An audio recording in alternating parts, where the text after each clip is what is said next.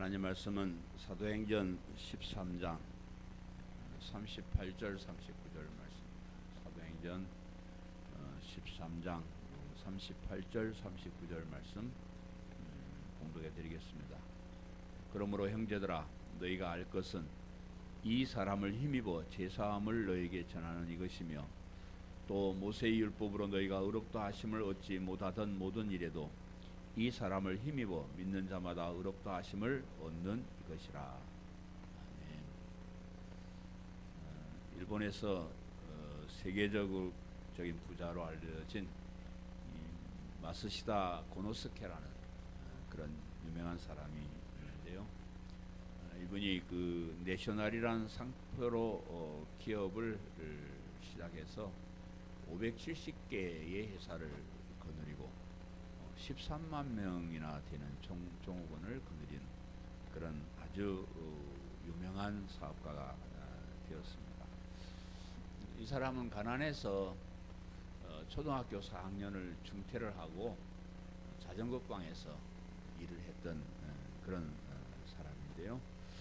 그가 이런 대기업 총수가 되니까 사람들이 회장님 어떻게 해서 이렇게 큰 기업을 일으키는 부자가 되었습니까? 라고 질문을 했을 때 그 회장이 말하기를 나는 하늘로부터 크게 세 가지 은혜를 받고 태어났다. 그래서 사람들이 세 가지 은혜가 뭘까 하고 귀를 기울였는데 첫째는 가난한 것, 가난하게 태어난 것. 둘째는 허약한 것. 셋째는 못 배운 것. 이 세 가지가 하늘이 자기에게 은혜를 베푼 것이었다. 이렇게 이 얘기를 했습니다. 가난한 것 때문에 부지런히 일을 했다는 거죠. 좀 이 가난에서 벗어나고 싶어서 열심히 닥치는 데 일을 했고, 또 몸이 허약하다는 것을 알고 건강에 늘 유의하고 먹는 것이나 운동이나 이런 것을 유의를 해서 이런 질문을 받을 때 한 90세가 되었는데도 30대 청년으로 살았다. 이렇게 이 얘기를 합니다. 못 배웠기 때문에 항상 이 세상 모든 사람을 스승으로 삼고 모든 사람들에게 배우는 겁니다. 그래서 이런 이 세 가지가 하늘이 나에게 준 큰 은혜였다. 이렇게 이야기를 했다고 합니다. 우리가 이 세상을 살아가는 데 있어서 잘 못 알고 있는 것들이 참 많이 있는데 그 중에 하나가 모든 것이 넉넉하고 어려움이 없으면 무엇이 잘 될 것이다 하는 그런 생각이 우리가 잘못 알고 있는 생각 중에 하나라 그런 말이죠. 보통 사람들이 내가 이렇게 잘 살지 못하는 것은 우리 부모님이 돈이 없어가지고 우리 부모님이 나를 공부를 많이 안 시켜줘가지고 이런 어려운 환경 속에서 내가 어려움을 당하고 산다. 이렇게 원망하고 불평하는 것이 보통 사람들이 얘기입니다.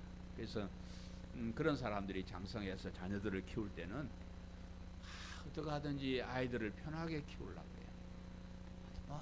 아무런 어려움이 없게 실컷 먹게 하고 좋은 것 입히고 좋은 공부 많이 하게 해가지고 부족함이 없게 그렇게 아이를 키우려고 그렇게 합니다. 그런 어떤 것들이 우리의 잘못된 생각이라는 거예요. 그래서 그런 아이들이 평안하니까 열심히 노력하지 않습니다. 열심히 내가 좀 뭐든지 해서 좀 잘 살아보야지 이런 생각이 없고요. 또 자기 자신이 최고인 걸로 착각을 하고 살아요. 다른 사람이 조금만 이상한 말하면 적응을 못합니다. 사회에 적응을 못하고 그렇게 살고요. 또 다른 사람의 말은 도무지 들으려고 하지 않습니다. 요즘 우리 아이들이 이렇게 변형된 모습으로 가고 있는 것은 부모님들이 그런 잘못된 생각 때문에 그렇다는 거죠. 그냥 좀 고생도 시키고 자기 스스로 해결할 수 있는 능력도 키우고 모든 사람과 더불어서 어울리게 살게 하고 이런 어떤 좀 수준 높은 교육이 있어야 되는데 무조건 잘 잘 살게 해주고 쉽게 해주는 그런 것 때문에 우리 아이들이 이제 점점 무능력자들이 되어가요. 돈도 못 벌고 스스로 살아가지도 못하는 그런 사람들이 앞으로 많이 나오게 될 것입니다. 제가 인생을 좀 살고 보니까 후회되는 일이 참 많이 있는데 그 중에 하나는 하나님께서 저에게 주신 특별한 은혜를 몰라보고 원망하고 불평하며 살았다는 것이죠. 마이크가 갑자기 꺼진 말이에요. 듣기 싫어도 마이크는 꺼내야지.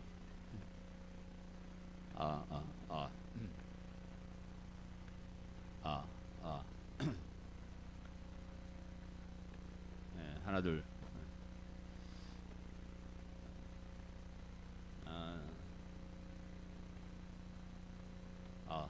갑자기 왜?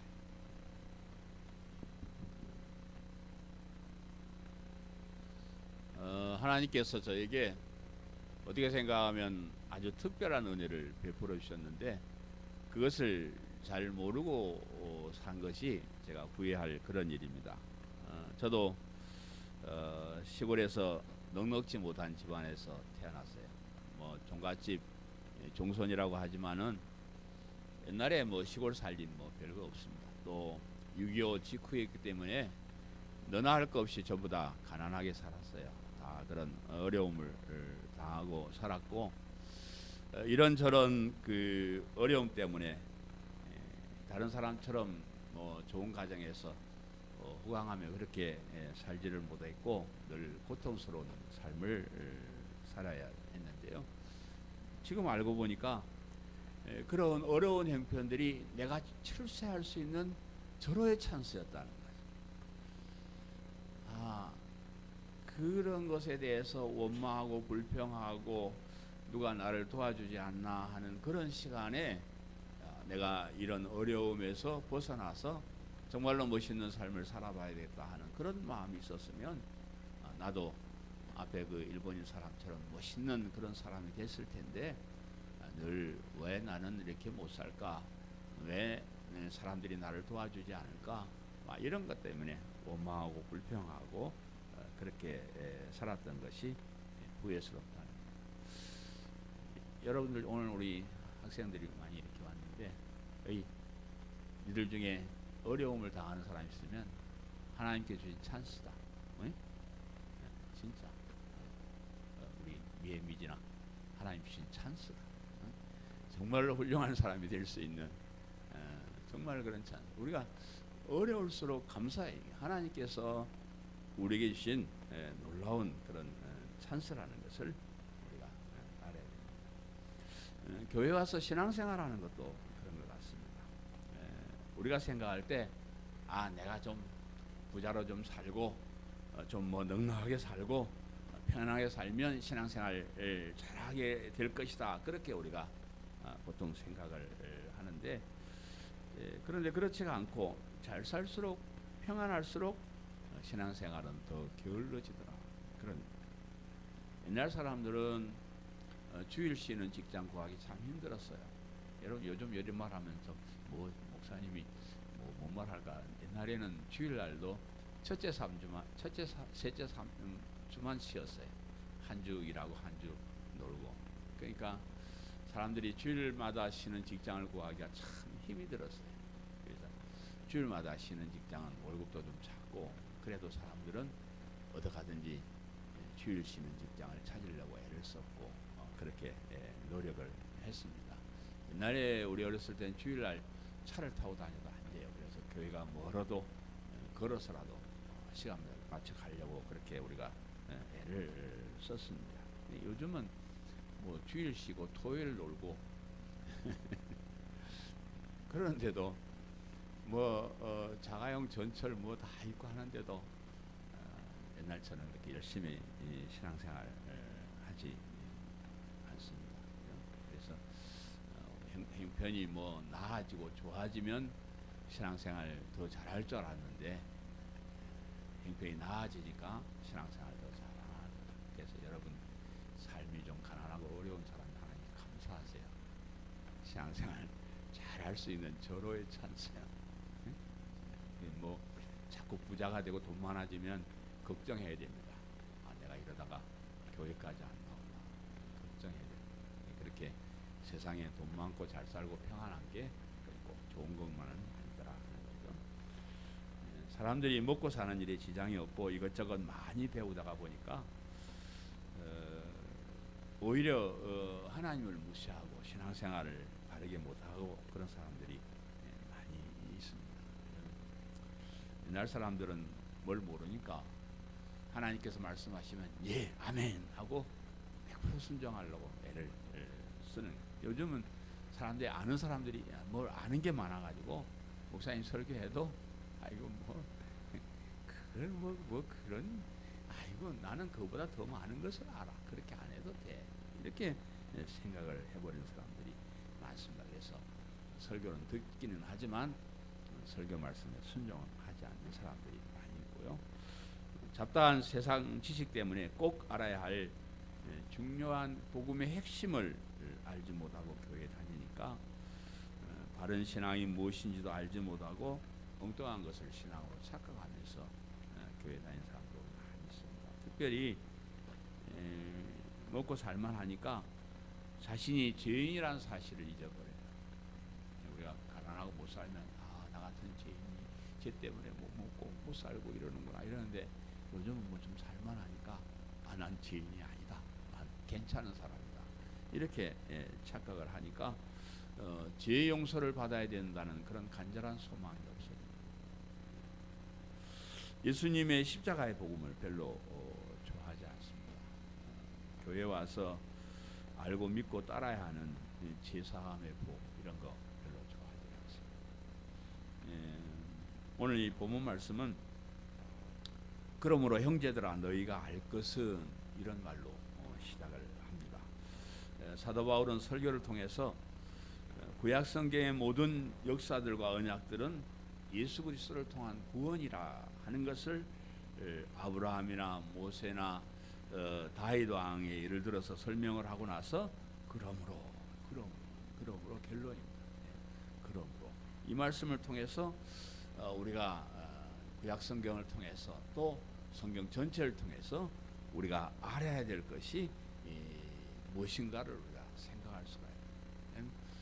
바울이 설교의 결론에 그러므로 쭉 설명. 그러므로 우리가 알아야 될 것이 특별하게 있는데 그것이 오늘 본 말씀에 기록이 되어 있습니다. 그래서 우리가 교회 와서 신앙생활 뭐 형편이 바뀌고 세상이 바뀌고 삶이 좋아지고 안 좋아지고 그런 걸 다 떠나서 반드시 우리가 알아야 될 것 그것이 무엇인지를 오늘 설명할 것입니다. 그래서 말씀을 잘 들으시고 우리가 교회 와서 알아야 될 중요한 핵심 두 가지를 여러분 가슴속에 담아가는 귀한 시간 되시기를 바랍니다. 아멘. 제사함을 너에게 전하는 이것이며 핵심적인 하나는 제사함을 너희가 제사함을 받는다. 너희가 제사함을 받을 수 있다는 것을 내가 전한다. 그런데 어떻게 하냐면 38절은 그러므로 형제들아 너희가 알 것은 이 사람을 힘입어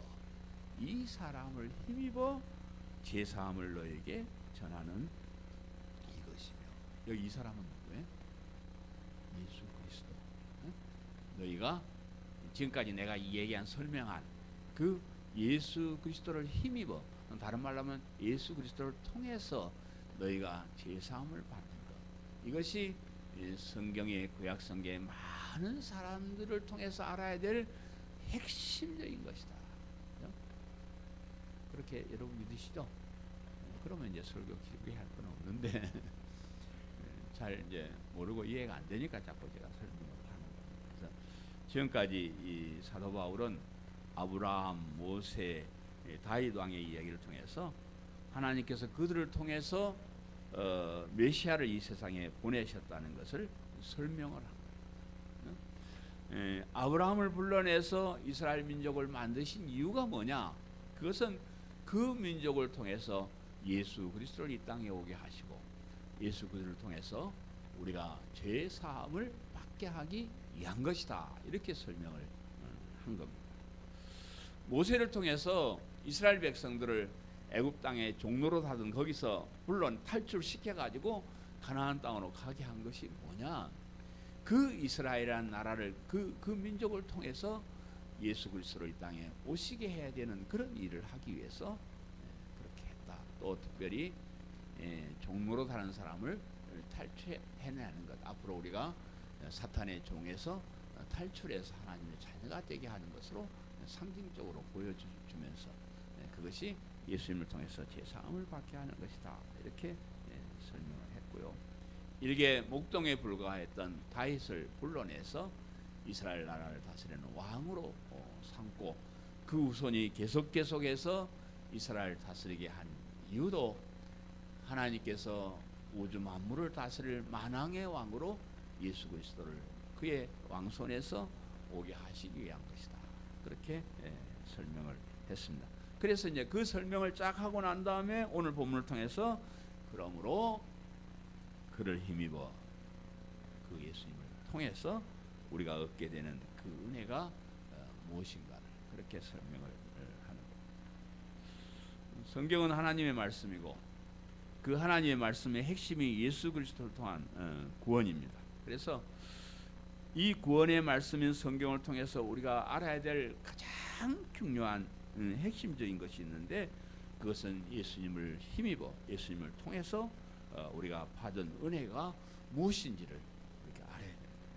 우리가 반드시 꼭 확실하게 알아야 할 중요한 핵심은 예수님을 통해서 제사함을 받는 것이다. 제사함을 받을 필요가 없다고 생각되는 사람은 지금도 일어나서 집에 가시면 됩니다. 여기는 죄인들만 다 앉아있죠. 그래? 다 죄가 있어서 제사함을 받기 위해서 우리가 여기 와 있습니다. 제사함을 받기 위해서 가장 우선적인 것은 우리 자신이 하나님 앞에서 흉악한 죄인이라는 사실을 인정하고 그 죄인의 심정으로 이 세상을 사는 그것이 제사함을 받는 첫걸. 자신이 하나님 앞에서 죄인이라는 죄의식이 없으면 제사함에 대해서 간절함이 없고 또 하나님 앞에서 교만하게 됩니다. 하나님께서 제일 싫어하는 것은 인간의 교만함. 하나님이 우리를 보실 때 이놈들이 흉악한 죄인인데 이건 지옥에 바로 쳐넣어야 될 멸망시켜야 될 그런 인간들인데 불쌍히 여겨가지고 특별히 우리를 이렇게 구원해 내 주셨는데 자기가 잘나서 구원받은 것처럼 이렇게 고개 들고 다니고 교만한 거 하나님께서 싫어하십니다. 잘난 척한 거 그런 거 하나님 제일 싫어하시는데 하나님이 기분이 나쁘셔서 그러셨을까요? 우리 하나님 우리 아버지인데 하나님의 자녀들이 야 우리 잘났어, 야 우리 대단해 이렇게 막 큰 소리 치고 다니는 것이 하나님께서 보기 싫어서 그렇게 하셨을까요? 그렇지만은 아닌 것 같습니다. 하나님께서 교만한 것을 싫어하는 이유는 그 교만이 우리 인간을 넘어뜨리는 우리 그 교만이 우리를 죄에 빠지게 하는 아주 선봉장 같은 교만하면 넘어지게 돼 있습니다.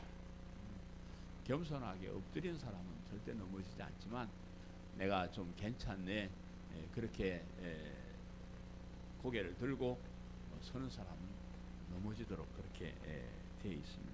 그래서 우리 주변에 보면 실수하고 넘어지고 하는 사람들은 대부분 교만한 사람들이 그렇습니다. 자기가 하나님 앞에 죄인 줄 알고 잘못됐다는 걸 알고 다 바짝 엎드려 사는 사람은 절대 넘어지지 않습니다. 그런데 교만한 사람은 넘어집니다. 대형교회 목사님들이나 돈 많은 장로님들이 가끔 보면 죄를 짓고 나쁜 짓을 하는 그런 원인은 자신의 원래의 모습을 알지 못하고 교만해졌기 때문에. 우리 그 신성경 목사님 우리 교회 와서 한번 설교하셨는데 그분이 쓴 내가 본 천국이라는 책에 보면 지옥에 가보니까 진짜인지 가짜인지 모르지만 대형교회 유명한 목사들이 많이 와 있더라. 큰일인데. 난 대형교회가 아니라서 괜찮겠죠. 제목은 하나님의 영광을 가로챈 죄. 하나님께 영광을 돌려야 되는데 목사가 앞에서 자기가 하나님 대리자인 것처럼 막 대단하게 이렇게 하는 거예요. 성도들의 헌금을 받아서 호화롭게 산 죄. 난 그거 해당 안 됩니다. 호화롭게 호화롭게 산 죄. 제자 훈련을 한다고 하면서 예수님의 제자를 안 만들고 자기 제자를 만든 죄. 신성석 목사님 책에 보면 그래요. 제 얘기가 아니고 그런 죄. 자신의 악한 모습을 깨닫지 못하고 교만한 죄. 이런저런 제목으로 지옥도 저 밑에 지옥도 층수가 있대요. 제일 고생하는. 그런데 그런 사람들이 많이 와 있다. 그래가지고 이 양반 지금 궁지에 몰렸습니다. 그래서 반대로 천국에 가보니까 거기도 이제 층이 있는데 제일 좋은 데는 순교자들. 그 다음 층에는 정말로 가난하게 살면서도 예수 그리스도의 십자가의 복음을 외친 저 같은 사람, 저 같은 사람이 순교자 다음에 거기 가 있다. 그렇게 얘기를 했습니다. 그래서 하나님의 진리의 말씀을 더 소중하게 여기고 자신은 가난하고 어려움을 당하고 살면서도 예수 그리스도의 십자가의 복음을 더 소중하게 여기고 외치는 사람들이 진정한 천국 백성이 되는 것은 당연한 일이라고 생각합니다. 여러분도 뭐 부자 돼가지고 예수 잘 믿는 거 그거 뭐 별 차이가 없어요. 그러나 어려운 가운데서도 힘든 가운데서도 어떻게 하든지 주님 위해 살려고 했을 그런 사람들에게 천국이 여러분의 것이 될 줄 믿습니다. 이렇게 생각하니까 좀 가난하고 어렵게 사는 게 참 좋은 것 같아요. 교회도 좀 작은 교회가 좋은 것 같고 특별하게 좋은 일을 많이 한 것이 없는 우리 같은 사람들은 참 감사할 일이다. 그렇게 생각이 됩니다. 내가 죄인한 것을 깨닫고 죄사함을 받아야 되겠다고 생각하는 그 자체가 하나님께서 주신 큰 은혜라는 것을 잊지 마시기를 바랍니다. 여러분 마음속에 내가 부족하다, 내가 잘못한 것이 많다 이렇게 느껴지는 그 자체가 하나님의 은혜다. 그래서 나는 죄사함을 받는데 최선을 다해야 되겠다 이런 생각을 가지고 우리가 살 수가 있습니다. 지금 우리들이 이렇게 아무 일 없이 잘 살아가니까 죄사함을 받는 것이 얼마나 다양한 일인지 실감하지를 못합니다. 그러나 하나님의 최후의 심판대 앞에서 보면 죄사함을 받았다는 것이 얼마나 소중한 건지 깨닫게 그때가 말이에요. 여러분 이제 하나님 예수님 다시 오셔서 모든 사람들이 하나님의 심판대 앞에 서게 될 건데 야 너는 절로 나와. 너희들은 이미 죄사함을 다 받았어. 심판할 것도 없어. 천국 올라가. 이런 사람하고 기다려 너 한 사람 한 사람 따져보자 이렇게 한 사람하고는 천지 차이. 그때가 되면 여러분이 양양보 목사 만나 참 행복했다 그 생각을 하게 될 줄로 내가 믿습니다. 정말 어제 신학교 강의를 하면서 요즘 에스겔서를 공부하는데 에스겔서는 그 당시에 타락한 인간들에게 회개하라. 너희들 망한다. 망해가고 있다. 그렇게 하면 너희들 죽는다.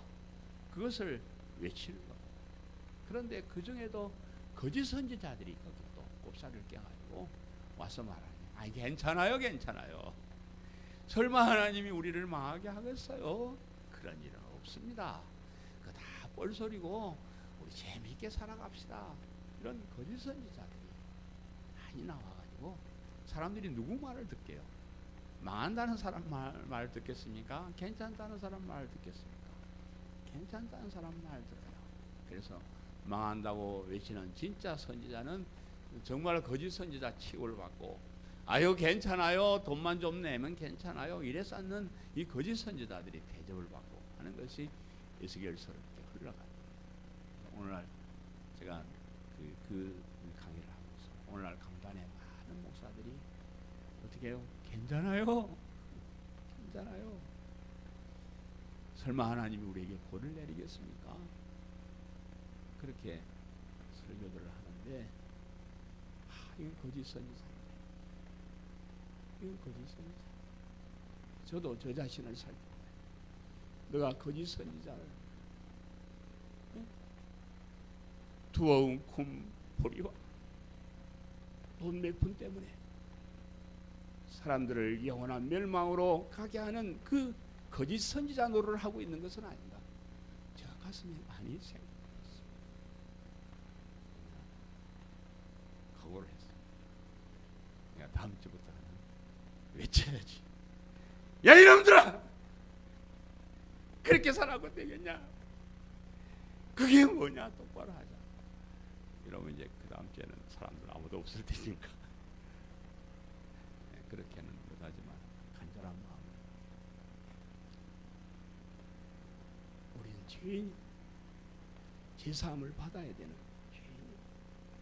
이대로 죽고 이대로 주님 오시면 우리는 망합니다. 정말로 여러분 제사함을 받아야 된다. 제사함을 받아야 된다. 가슴 깊이 늘 간직하며 사실은 간절히 바랍니다. 믿는 자마다 의롭다 하심을 얻는 이것이라. 그렇죠? 본문 39절에 또 모세의 율법으로 너희가 의롭다 하심을 얻지 못하던 모든 일에도 이 사람을 힘입어 믿는 자마다 의롭다 하심을 얻는 이것이니라. 죄사함을 받아야 된다. 그러면 그거 뭐 어떻게 해요? 똑바로 살아야 되잖아요. 어떻게 할까요? 여러분 많이 물으실 텐데 간단합니다. 예수님을 믿는 자마다 죄사함을 얻는 이것이라. 예수님을 믿는다고 가로 열고 뭐 토 달고 뭐 하고 뭐 이런 말 없습니다. 예수님을 믿습니까? 그러면 의롭다 인정을 해요. 여러분 제가 어려운 거 여러분 여기 와서 얘기하면 참 힘들 거예요. 아주 쉬워요. 아주 쉬워요. 내가 죄인이라는 것을 인정하고 예수님께서 나 대신 십자가에 죽으셨음을 믿는 자마다 의롭다고 인정을 해줘 버려.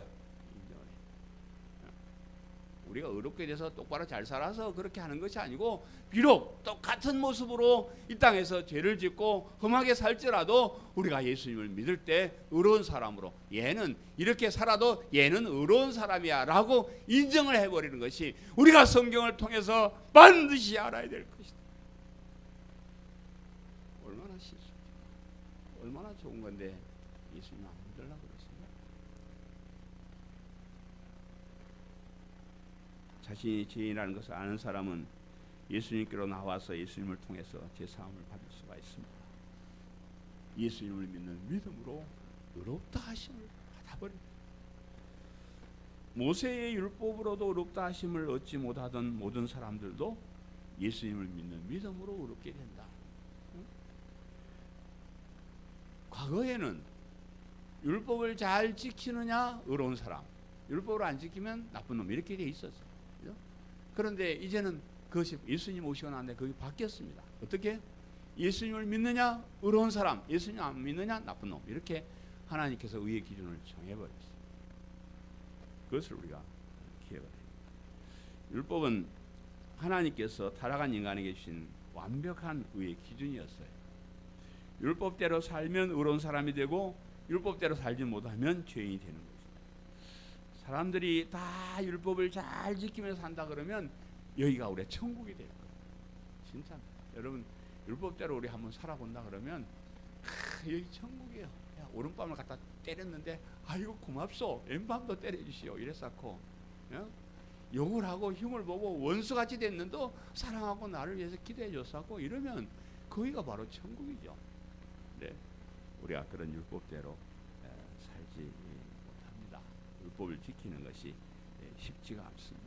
율법에는 해야 될 일이 너무 많고 하지 말아야 될 일도 너무 많기 때문에 그거 하나하나 다 지키면서 의로운 사람이 된다는 것은 불가능한 일이고 특별히 우리 인간은 타락에 있기 때문에 우리가 지금 옛날에 하나님께 창조해 주신 그 착한 마음을 가지고 살고 있지 못해요. 우리의 마음속에 타락해서 악한, 그저 생각하면 악한 생각이 나고 계획하면 악한 계획을 세우는 그런 아주 지저분한 못된 생각들이 우리 머릿속에 꽉 차 있기 때문에 우리는 절대로 율법을 알면서도 지킬 수가 없습니다. 그래서 사람들이 율법을 무거운 짐으로 생각을 하기 시작합니다. 율법의 무거운 짐을 벗어버려야 된다는 생각을 하는 사람들이 많이 있습니다. 율법은 인간에게 무익한 것이라고 생각하고 지킬 필요가 없는 것이다. 이런 사람들이 많이 있는데 너무 힘드니까. 또 그래도 율법이 하나님께서 주신 것이니까 꼭 지켜야 된다고 생각하는 사람들도 결국은 율법을 지키는데 형식적으로 지켜요. 예수님께서 와서 율법을 재해석한 이유가 그런 것들이에요. 살인하지 말라, 사람을 죽이는 것만 살인하는 것이 아니고 율법에서 말하는 살인은 형제를 대해서 미워하고 욕하는 것도 살인죄에 해당한다. 그러면 너희들이 정말로 욕도 안 하고 미워하지도 않고 사느냐? 그렇지 않다. 우리 다 살인자예요. 율법에 의하면. 저와 여러분, 저도 어떤 때는 막 사람을 미울 때가 많습니다. 교회 잘 아는 사람 밉지 뭐. 나도 살인자예요. 그렇게까지. 그래서 그냥 형식적으로만 지키는 척 하는 거예요. 또 우리에게 유리한 것만 지켜요. 뭐 복준다는 것만 지키고 불리한 것은 또 안 지키는 거예요. 우리가 그렇게 율법을 지키고 있습니다. 그래서 사탄의 세력이 그런 우리 인간의 마음을 너무 잘 알기 때문에 야 임마 너희들 율법 지키지 마. 그거 어떻게 지켜? 그건 불가능한 거야. 마음대로 살아. 자식들아 막 이렇게 이제 우리의 마음속에 들어와서 유혹을 하기 시작을 합니다. 그리고 요즘 뭐 이제 다 인권, 야 우리 모든 인간이 평등하게 잘 살아야 된다. 막 그래서 하면서 누가 뭐라 하는 말도 듣지 말고 어떤 뭐 규칙도 무시해버리고 그저 내 하고 싶은 대로 마음대로 사는 것이 자유로운 세상이고 행복한 세상이다. 이렇게 사람들이 가르치기 시작합니다. 요즘 뭐 우리 교회는 뭐 그런 거 잘 안 하지만 뭐 성평등 반대 뭐 서명서 뭐 작성하고 이렇게 하는데 남자나 여자나 구별이 없이 살아야 된다. 남자와 여자의 차별이 있는 것은 남자들이 여자 부려먹으려고 만든 방법이기 때문에 남자나 여자나 차별이 없이 살아야 된다. 그거 좋은 말이잖아요. 그 좋은 말이죠. 그래서 옛날에는 그 예수님 오시기 전에요, 여자들은 사람 숫자에도 안 넣었어요. 짐승이나 이런 불과하죠. 예수님 여자를 우대하기 시작해가지고 요즘 좋아져가지고 각 집안마다 보니까 여자들이 더 높은 곳에 계시는 집들이 많더라고요. 좋아졌습니다. 여기까지 생각하면 우리가 괜찮은데, 그런데 이 문제는 이런 주장 속에 아주 위험한 사상들이 들어있다. 그 하나님께 반항하는 사상이 거기 들어있고요. 하나님께 주신 중요한 규칙, 규범을 파괴하는 그런 아주 못된 것이 그 속에 들어있는데, 어떤 거냐 그러면 남자와 여자가 차별 없이 살아야 된다는 말 속에 뭘 포함하냐 그러면, 여자로 태어났는데 좀 억울하다고 생각하요? 그럼 남자로 사시오. 남자로 수술해서 바꿔 살고.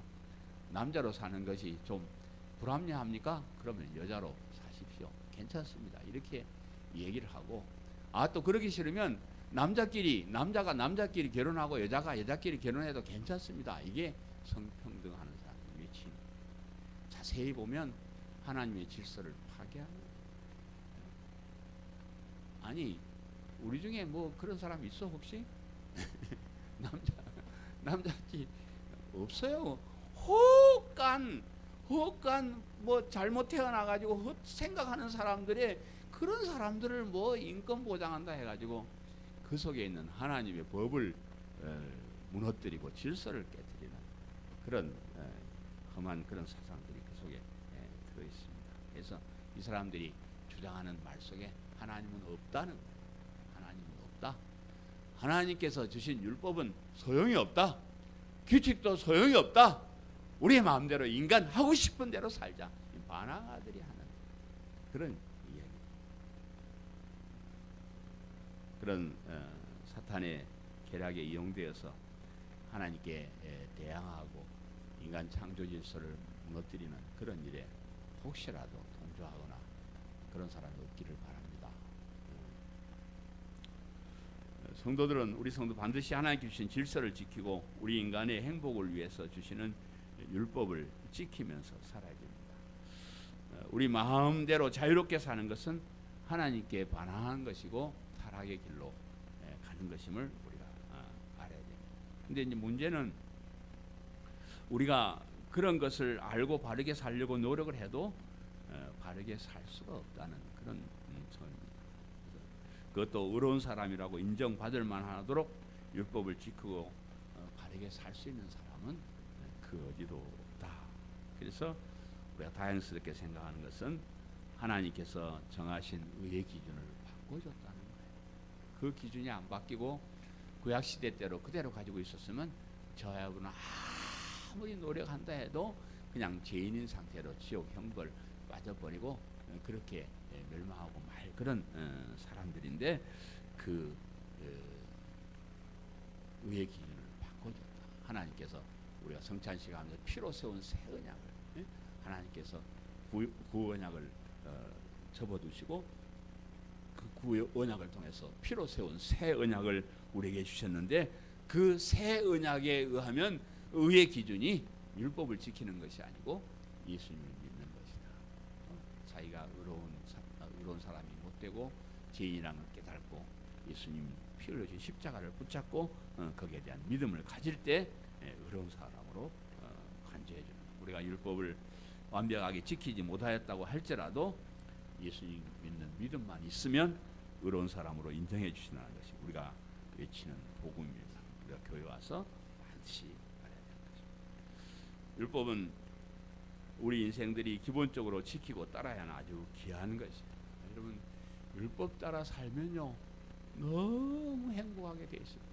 힘들어서 그렇지 모든 사람이 율법을 따라 산다 그러면 정말로 평화로운 나라, 행복한 나라. 뭐 가난한 사람이 없고 굶주리는 사람이 없고 모두가 다 잘 살 수 있는 그런 나라가 될 수가 있습니다. 그렇지만 우리가 그렇게 살지 못하기 때문에 그런 거지 살 수만 있으면 그렇게 사는 것이 좋고요. 율법을 떠나 자유롭게 사는 것은 부끄러운 일이고 멸망으로 달려가는 아주 비참한 것이고 그래서 우리는 하나님의 말씀을 따라 율법을 따라 살려고 노력하는 것은 변함없이 해야 된다는 거죠. 열심히 우리가 율법 말씀대로 살려고 애를 쓰고요. 그러면서도 우리가 열심히 노력하면서 살아도 바르게 살 수 없는 죄인을 깨닫고 죄인이 의로운 사람으로 인정받을 수 있는 그것이 가장 중요해요.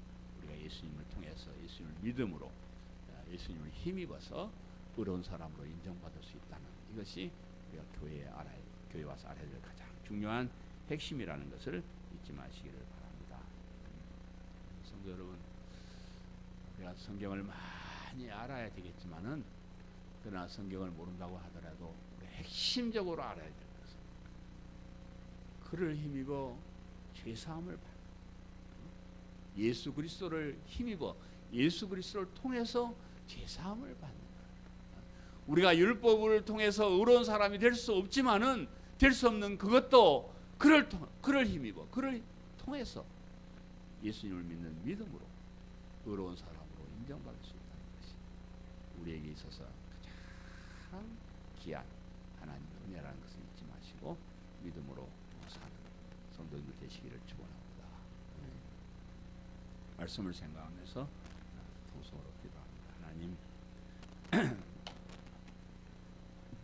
우리가 이 땅에 태어날 때 다른 사람과 다르게 하나님의 자녀로 태어나게 하셔서